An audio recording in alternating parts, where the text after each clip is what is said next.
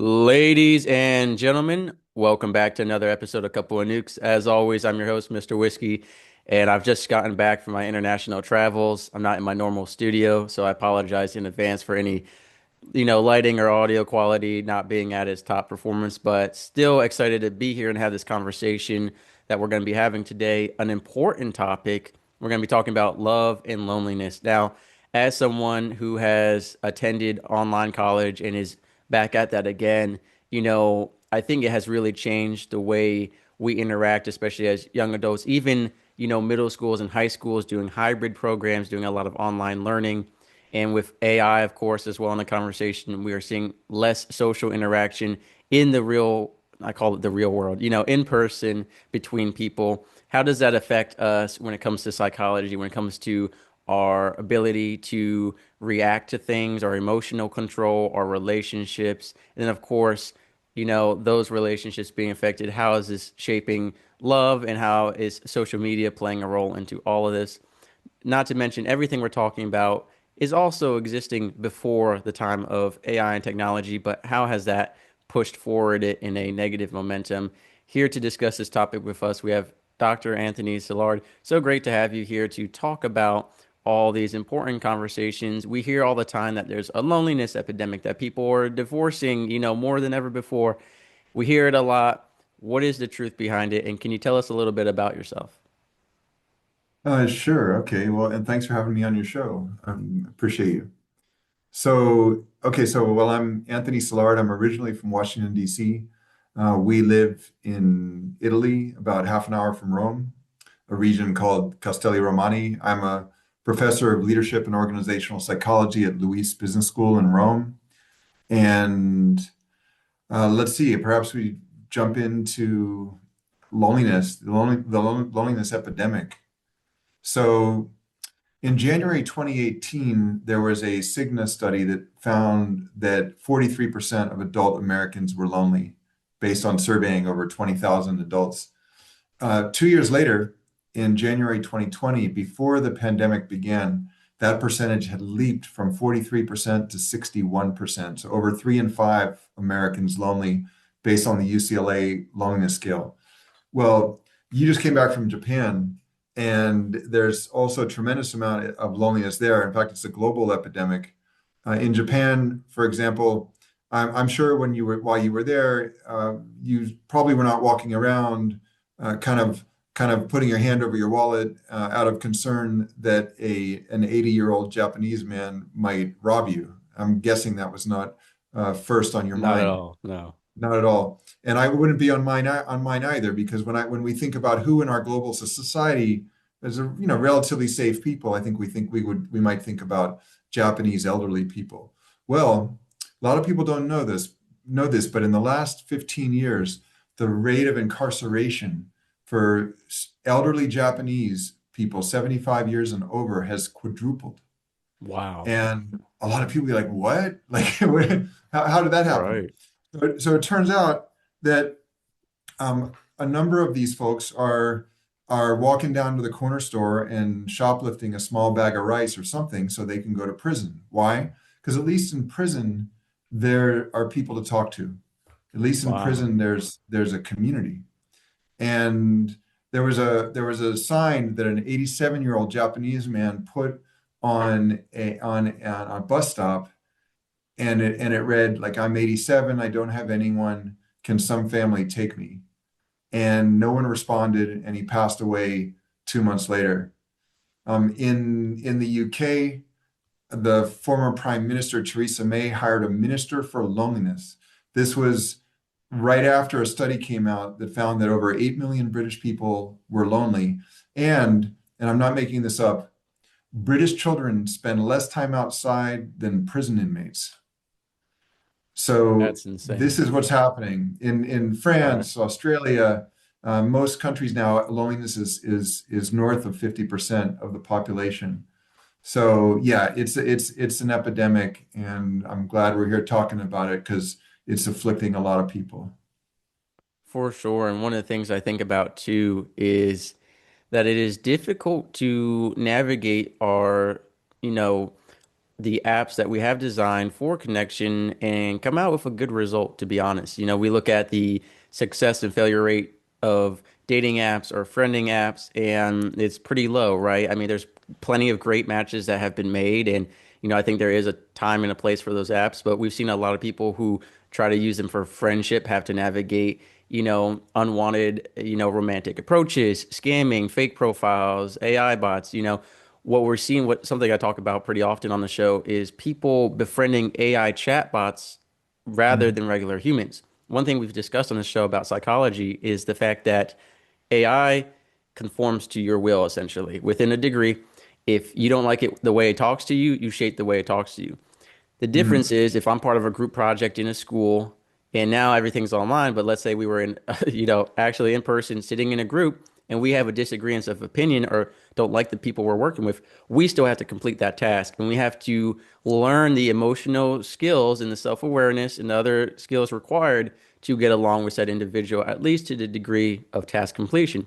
With AI, you shape everything to your will. And so what do we have? We see the development of people losing their people skills, not being able to handle stuff. We see like sore loserness going up, for lack of better Mhm. words, right? Because if you can always control the outcome, well, when you can't, you're going to be a sore loser. And we see part of that is related to, I did a whole episode on family game nights.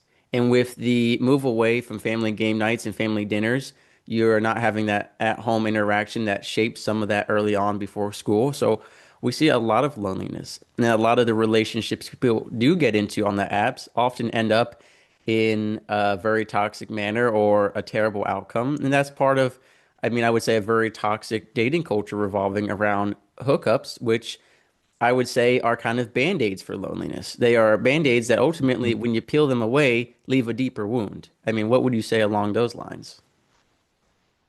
I think you're right about that. I think we all want to love and be loved. It's what we most desire. We all, we need each other as human beings. And when you go on these on the dating apps, I mean, okay, a lot of people are meeting on dating apps today, and it's not that you're doomed for failure if you go on one of these apps because there are a lot of successful, healthy marriages of people that have met on them. Right.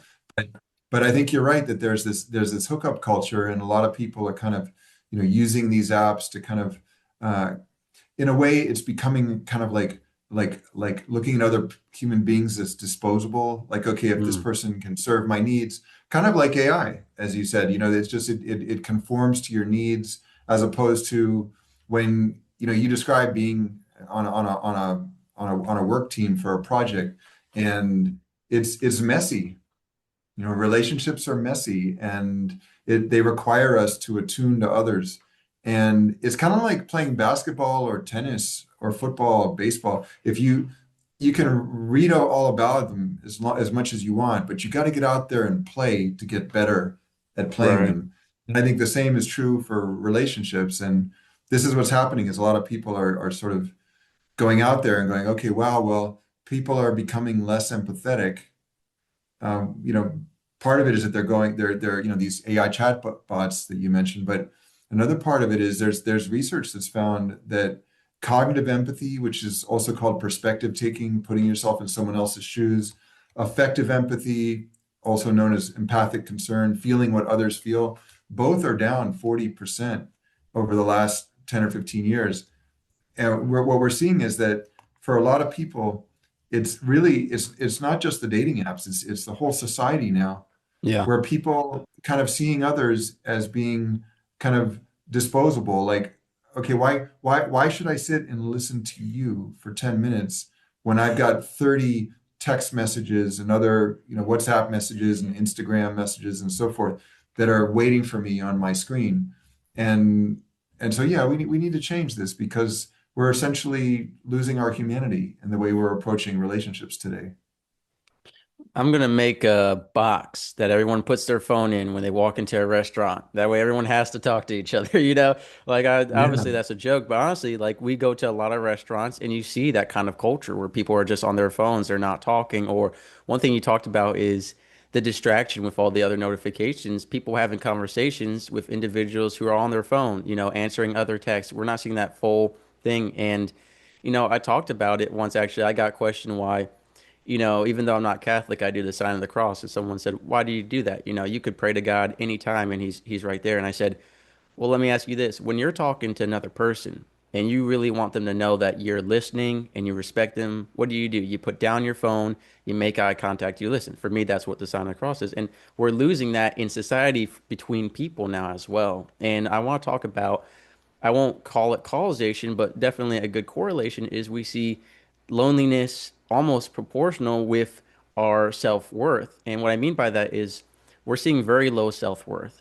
And this is because of the self-esteem issues produced by social media, people chasing validation through likes, reshares, comments, whatever it is, comparing themselves to all these images and values we see online, not all of which are real, not all of them showing everything else involved, most of them highlights. And so what we see is I believe that people with lower self-worth feel lonely more easily, is what I've observed personally and even in my life. And so we see people relying on that external validation through social media or whatever it is to feel their self-worth, to feel less lonely, rather than loneliness being based off of human connection. Sometimes loneliness is also a self-absorption. What would you say along those lines?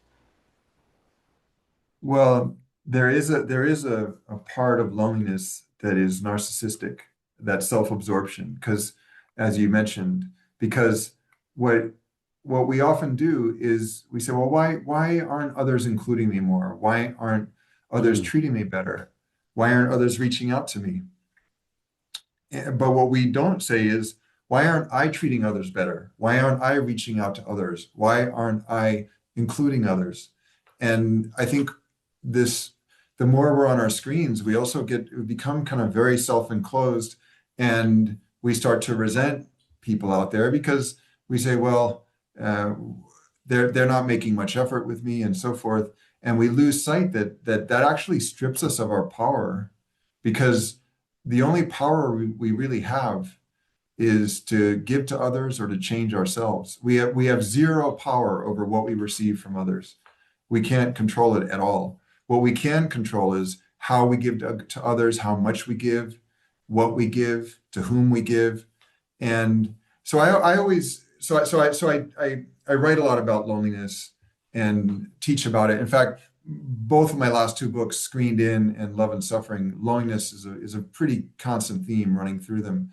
And one thing that's I think really accentuating loneliness in our sort of digital mediated society is that when we're communicating through technology, we're usually communicating either like one-on-one interpersonally through email or text or some kind of textual exchange, or right. we're communicating between ourselves in a group through social media.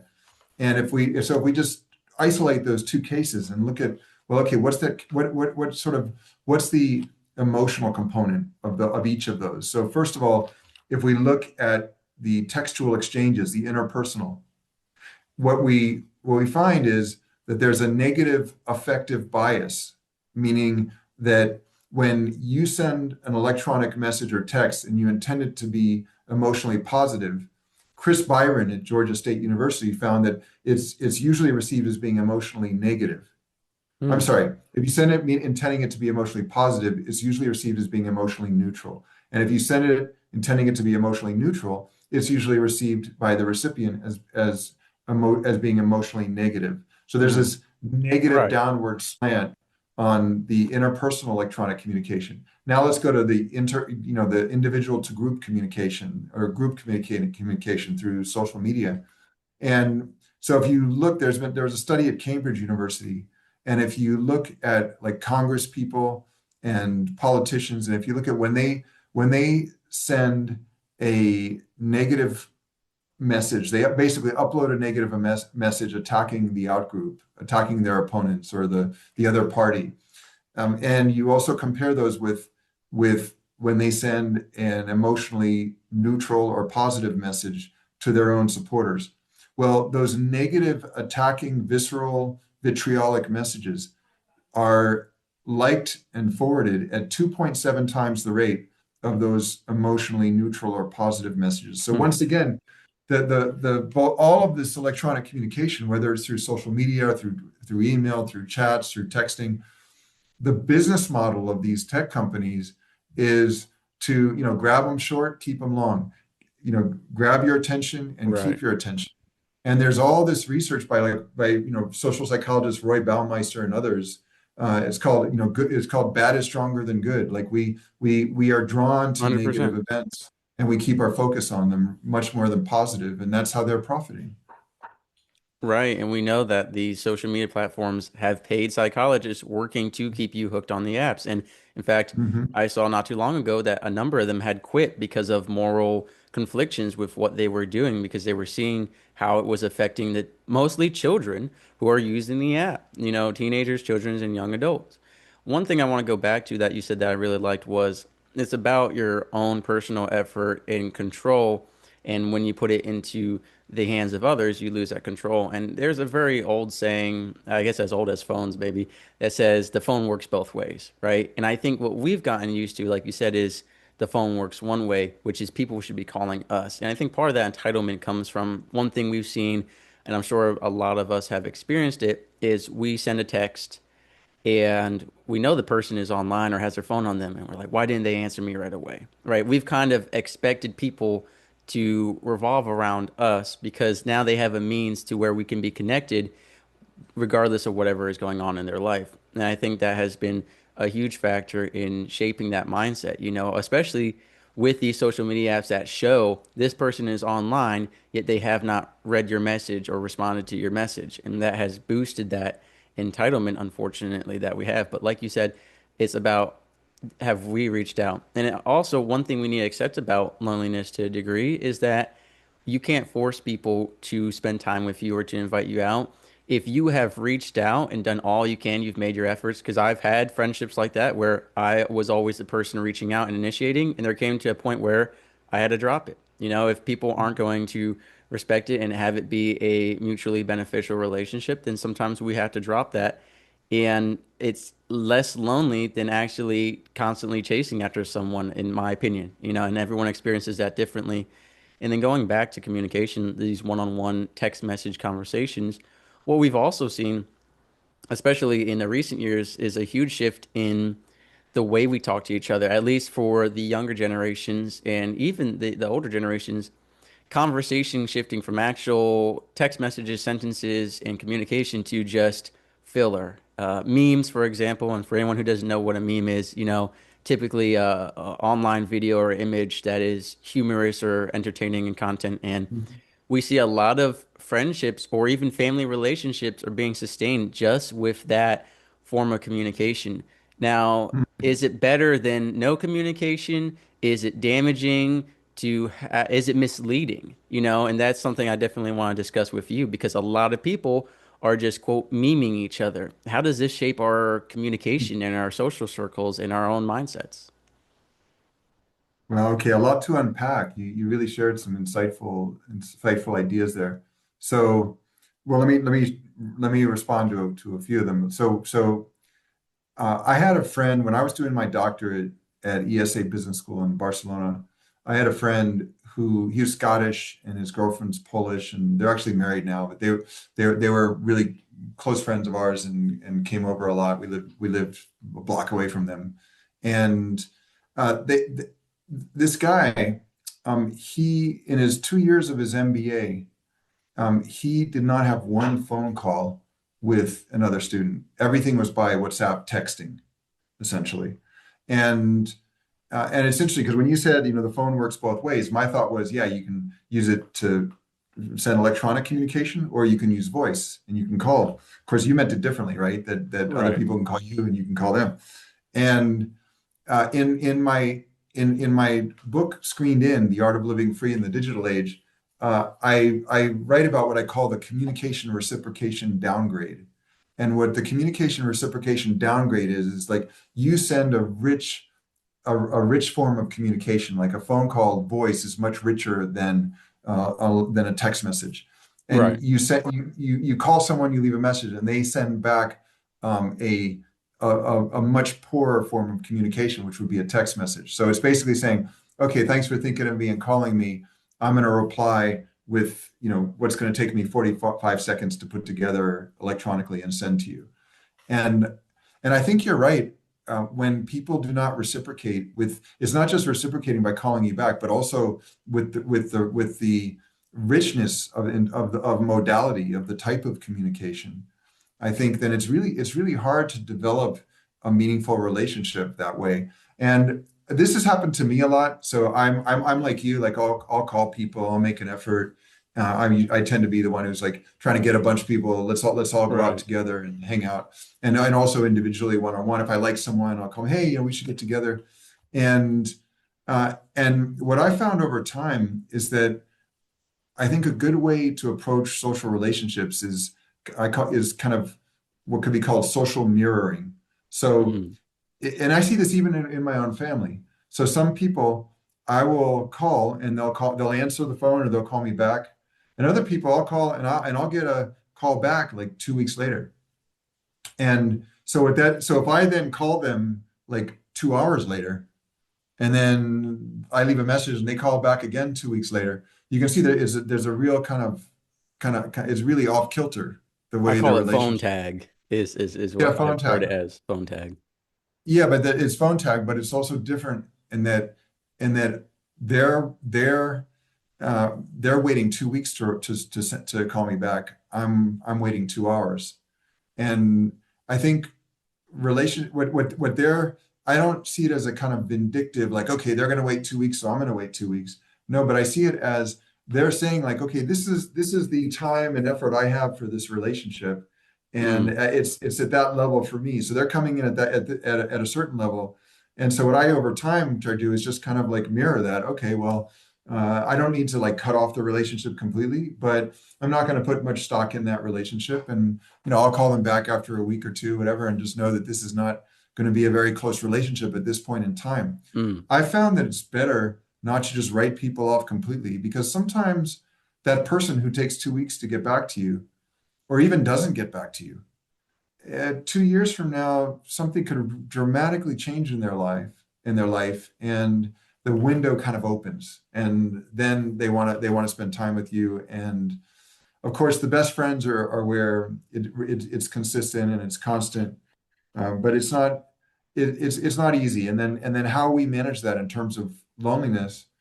I'm sure you've heard like lonely in a crowd. I think you talk Mm. about sending and receiving memes as a form of communication. Like that's kind of saying, okay, it's kind it reminds me of a guy I know whose father abandoned him when he was very small. And his father was in the military, and he would get like once a year, he would get a postcard from his father for Christmas. Mm. And the postcard didn't have any message on it. It just had his father's signature. Wow. And that really crushed him. It was so hard for, as you can imagine. And and it really struck me and I think this is a challenge that many men in particular experience, where as men, we are often not really taught how to express our emotions. And I'm guessing, speculating, that his father didn't know how to write to him, didn't know what to say, and didn't know and felt so many strong and conflicting emotions over having abandoned his son that he just signed his name. And and I think this is what how that so when you were mentioning about people just sending memes to each other, first of all, even just writing something in a text is at least expressing something, right? And that's really one of our poorest forms of communication today. I think sending memes is even one step down because now it's like you're not expressing anything. You're just saying, okay, someone in Cleveland, Ohio, created this meme, and it's meant to share a certain sort of dimension of the human experience, and that's somewhat aligned with what I want to share with you. So I'm just going to send that to you. I mean, I think that can be, there's no reason not to send someone a mem, but I think as a complement to richer forms of communication as opposed to a substitute. I really like how you worded that. I agree wholeheartedly. It shouldn't be our only communication. It should be an add-on. And one thing you mentioned there that I think is really important for us to note is not mistaking occasions with patterns. And so sometimes people Mm, don't answer the phone or text because of something that's happening. But if it's a repeat pattern, then that's a different way to look at it, you know? So I think one thing we do is you mentioned we write people off too quickly. And I think that is a result of how easy it is to just get people out of our lives nowadays, you know, blocking them on the apps and just mhm, cutting off communication with them. You know, as someone in the military, I have to say, you know, I have a lot of friendships. I see them once every few years sometimes. And, you uh-huh. know, we have a mutual understanding and respect that we're all in different time zones doing holiday shifts, night shifts, whatever it is, you know. So I think it's really about, you know, matching and understanding how you communicate with that person. And I agree that text messages are so, you know, up to interpretation. And I really like that negative biasing because that's very true. And I think I don't remember the exact study, but I had read somewhere about the exact percentage of like if a argument happens over text versus phone call, the percentage of success or failure drastically shifts. And essentially, to Mhm. paraphrase the summaries, uh, argument over the phone can be solved faster and more efficiently than a text message. And I think like couples that argue over a text message are statistically much more likely to fail in resolution than calls. Mhm. And that's on top of communication and couples' resolutions to arguments already being affected by so many factors nowadays. And I wanted to get into, you mentioned your books, you know, a couple of times here. Could you kind of break down each one individually? What kind of inspired you to write them, and you know, what can people really get out of them? Sure, sure. Okay. And before I do that, is it okay if I say something about just kind of responding to what you just were sharing, which I think was an Of excellent course. point about how relationships can fracture over text or email. So in my first book, which I wrote about 15 years ago, it's a Simon and Schuster book. It's called The Connection, and in that book, I have the distinction between what I call theoretical motivation and experiential motivation. And the Hmm. idea is that when we take actions, theoretical motivation is when we try to induce ourselves into action through the mind, through theory, through cognition. Experiential motivation, on the other hand, is when we try to in kind of impel ourselves into action through the heart, through experience. So it's kind of like if you want to learn how to play basketball or tennis, for example. Well, you can read all you want about basketball or tennis. This would be the theoretical motivation. I'm gonna cognitively, psychologically understand how to play tennis or how to play basketball.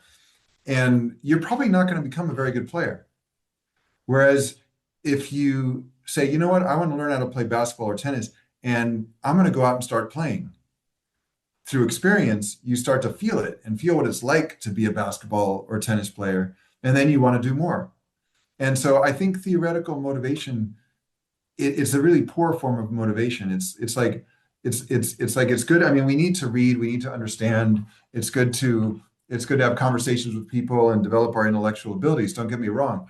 But when we really want to move into action, I think the reason that a lot of us stay like comfortably hidden behind our screens and send out these electronic messages is because the the idea like, okay, I'd like to go out and connect with people. I'd like to go out and be more social. I'd like to have more friends.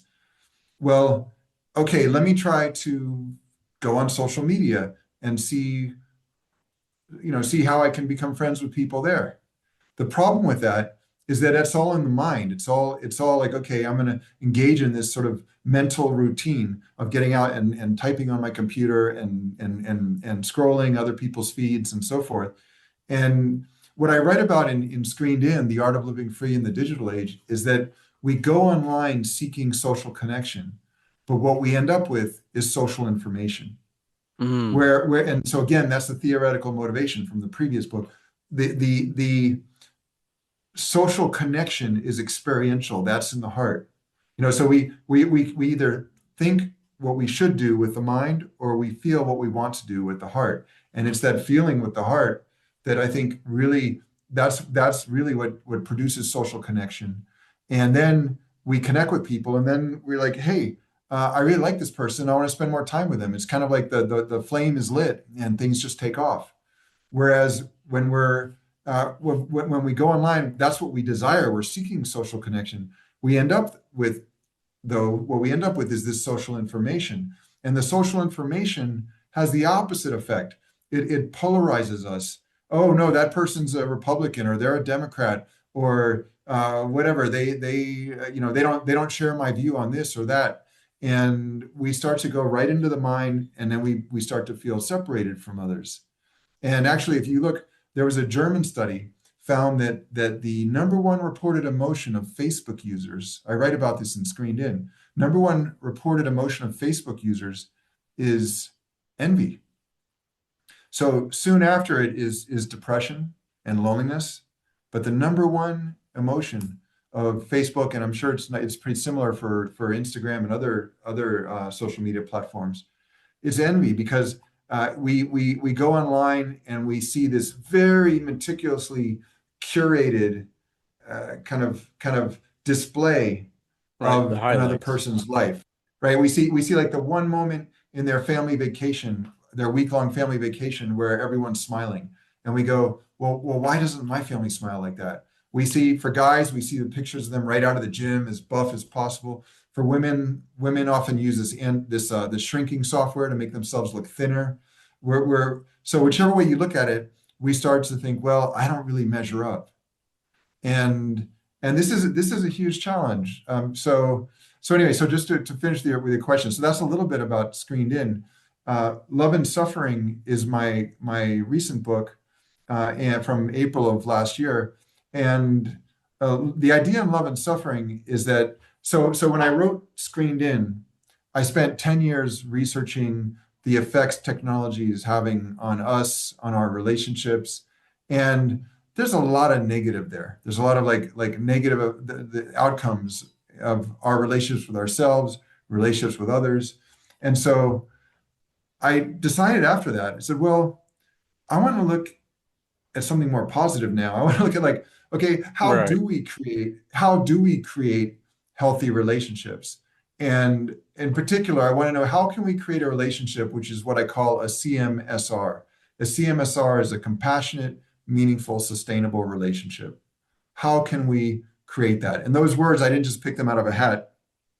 Based on the loneliness research that I'm doing, we along with Sarah Wright, New Zealand, and other scholars I've been working with, we identified that essentially the three most common causes of loneliness come down to like a lack of compassion, meaning, or sustainability in Mm. relationships.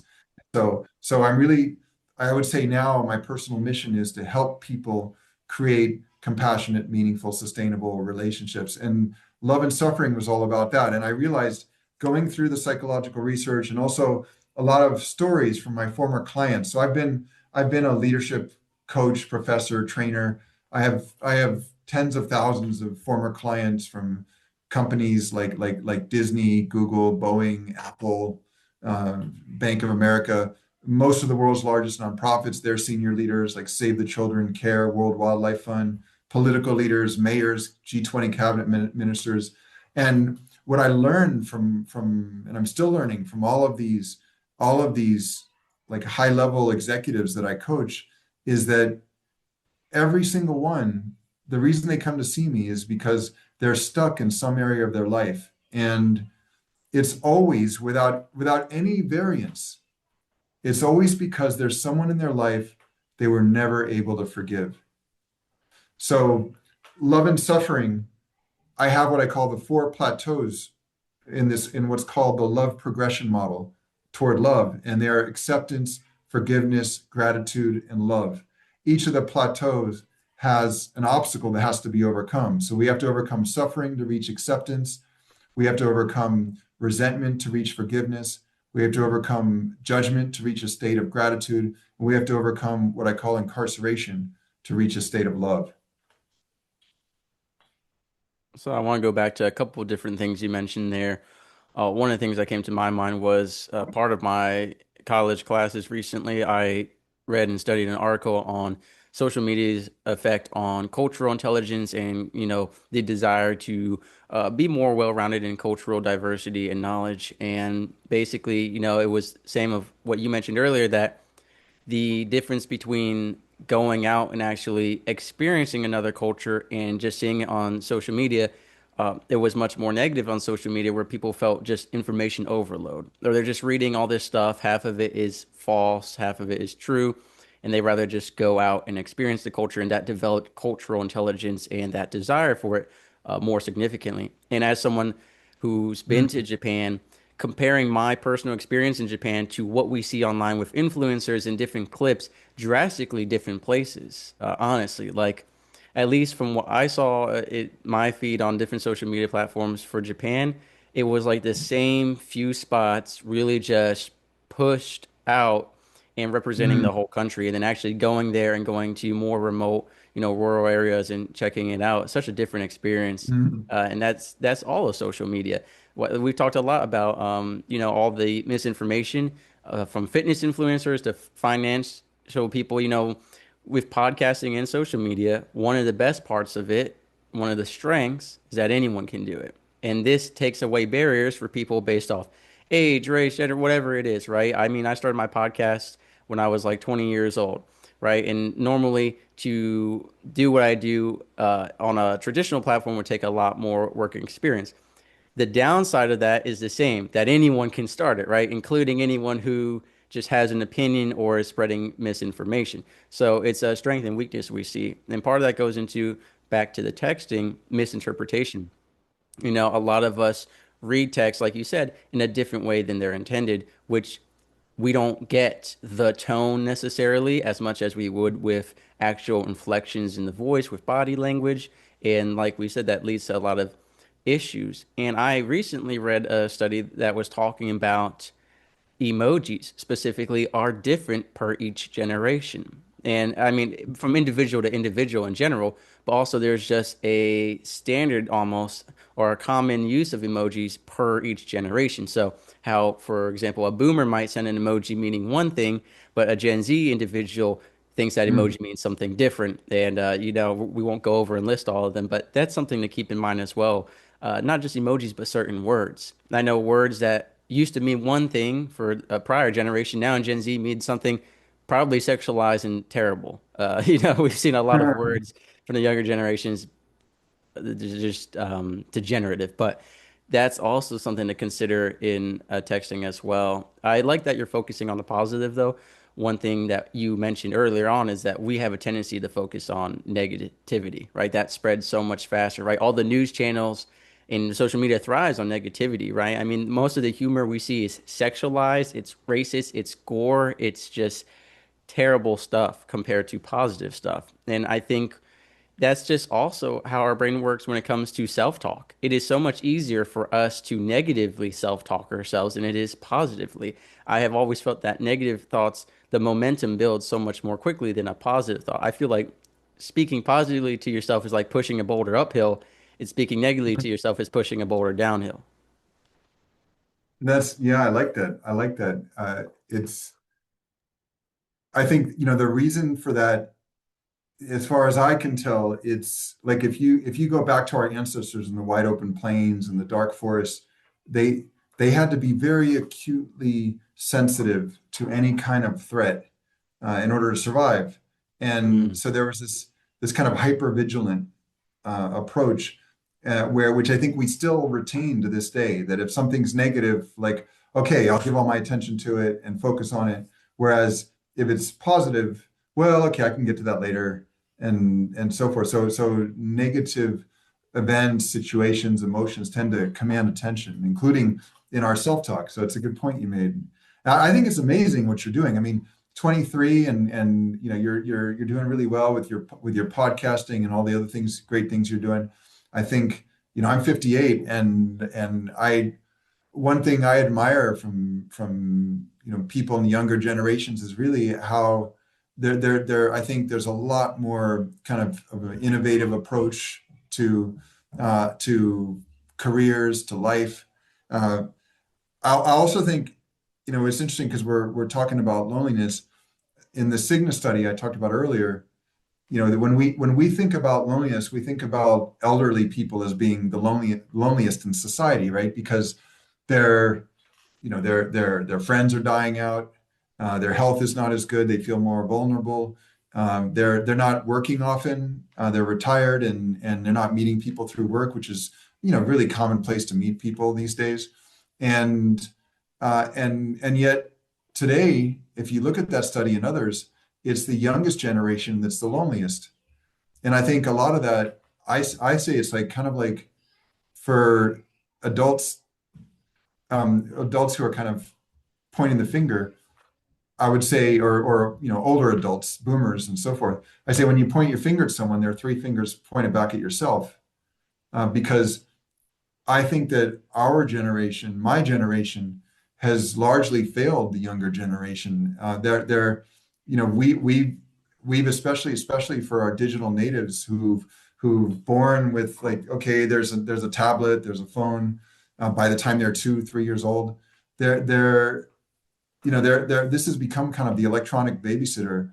Mm, And I view yeah. that the most important responsibility for any parent is to help your child assimilate into social groups. That's the most important thing, because whether you look at long-term well-being, happiness, success, leadership, all of those require more than anything the capacity to develop meaningful relationships with others.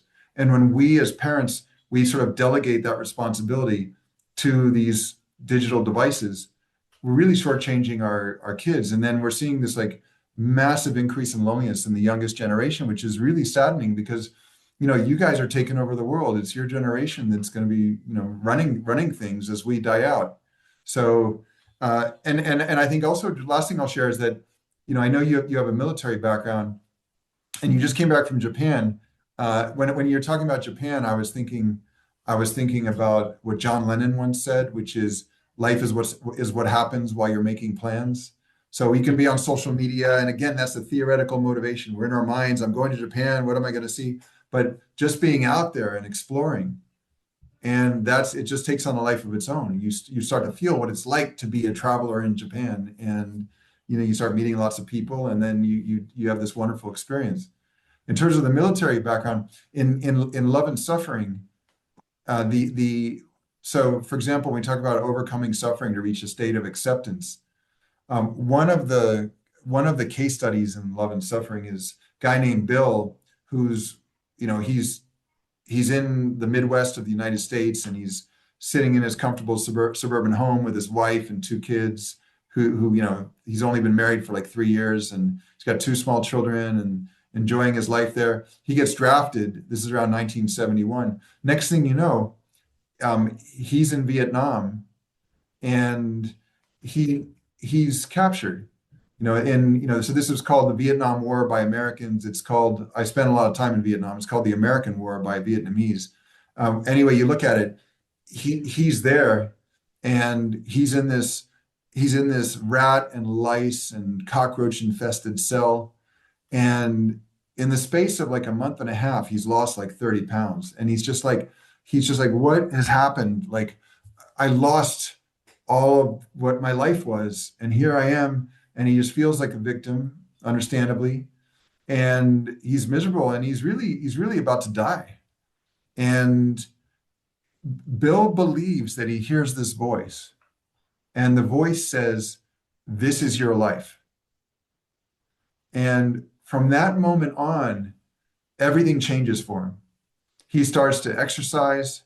He starts to get to know some of the other POWs, and sort of joins their like prison community. And that helps him get through the war and get home eventually, back to his family. And I think that's the thing, is that many of us, especially with what's going on in the world today, we don't want to accept it. We just say this is horrible. It's repugnant. It's like it shouldn't be like this, and we throw our hands up. And I think so few people would say, okay, I'm willing to accept what's happening in the world. And whenever I share that, people say, what, are you kidding me? That's a kind of a recipe for passivity. Like, we need to change what's happening in the world. We need to improve it. And I agree with that. But the first step towards change is acceptance. Because until we accept exactly what's happening in our lives, we can't engage in self-directed change because we don't have the right information. Instead, we're engaged in what psychologists call experiential avoidance. Starting with Freud, it was this idea that you're going to avoid like the reality of what's happening in your life, avoid what Right. your emotions, what you're feeling, and I think when we do that, that's actually the basis of all addictions. It's like avoiding Yes. the natural emotions that we experience, saying I don't want to experience those difficult emotions. So, whether it's like, alcohol, sex, drugs, you name it, it's just trying to escape from our current reality. And that's where I think acceptance is probably one of the hardest steps in love and suffering, but one of the most important. I agree 100%. And one thing we didn't get to discuss here that I encourage everyone to look up and research on their own. I also have several episodes about it, which is the, for lack of better words, correlation, but really I would say a causation to argue between the launch of social media and its growth and the rise in committed suicides, especially in children starting as young as 8, 9, and 10 years old. I've done episodes before to recap. Since social media has launched, the number of suicides committed has drastically increased.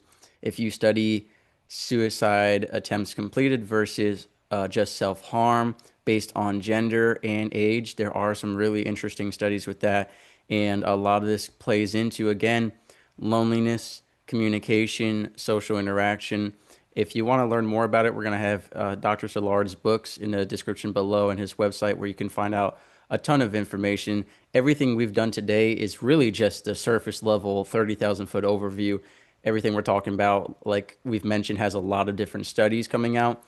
Studies are only as good as you use them, though, right? We need to understand that each of these numbers represent a real person who is dealing with loneliness, with a lack of social interaction, with suicidal thoughts, with envy, with depression. You may be one of them. The people in your lives may be one of them. So I think it's really important that we take this conversation, one, with acceptance, as you said, and two, with a plan forward. So many people want to fix global issues, and I'm for that as well. But I say, let's start with us, our local community, then our online community, work your way in and outward. That's the best way to have that ripple effect and that most impact that you can.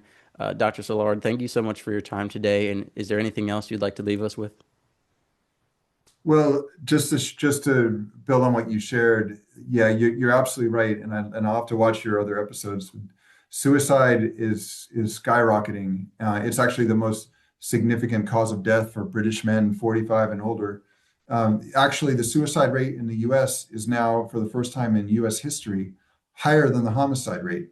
So, and with people being behind their screens, they're staying at home, and I write about this in Screened In. Like if you're rejected by on the playground, or you're rejected in a group of friends, today a lot of those rejections are carried out over social media. And you're, instead of being out where you might meet another person, that experiential motivation, like when you're in Japan walking around, now instead of that, you're at home in these four walls, and you feel like no one likes you. So, and then you're right about the gendered effects of self-harm. We could talk about that another time. But there's definitely like self-harm. If you look at essentially from 2 years after the first iPhone was introduced in 2007, so from 2009 to 2015, you're seeing an 18% increase in self-harm for girls in emergency room visits every single year. And you don't see any increase for boys or young men. So we're seeing, yeah, there's a lot to unpack there. Let me share this with your listeners if it's okay. If you do buy Love and Suffering or Screened In, 100% of the proceeds go to nonprofit education programs in Africa and Latin America. And if buying a book is not top of mind right now, I know times are difficult right now. I'd like to offer two free books to each of you. And the first book is called The Myth of Happiness: How Your Definition of Happiness Creates Your Unhappiness. The second book is The Myth of Friendship, a lot of what we talked about here today. Mm. The Myth of Friendship: How Your Misunderstandings About Friendship Keep You Lonely.